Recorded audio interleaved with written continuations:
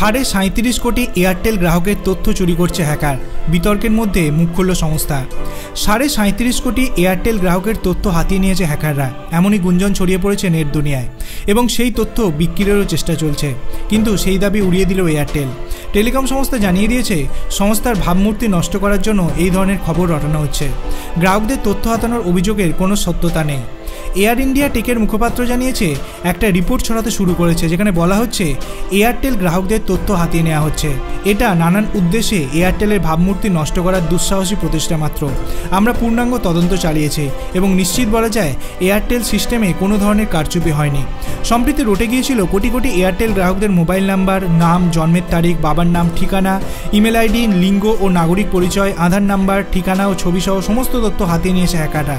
দাবি করা হয়েছে এয়ারটেল সার্ভারে ঢুকে পড়ে সেখান থেকে হাতানোর এই তথ্য $50,000 অর্থাৎ ভারতীয় মুদ্রায় 41 লক্ষ টাকায় বিক্রি করে দেওয়া হবে।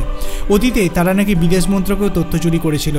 এয়ারটেল গ্রাহকদের তথ্য চুরি যাওয়ার গুঞ্জন সংস্থার তরফে অস্বীকার করা হলেও অতীতে নানা ভারতীয় সংস্থার তথ্য চুরি যাওয়ার ঘটনা ঘটেছে।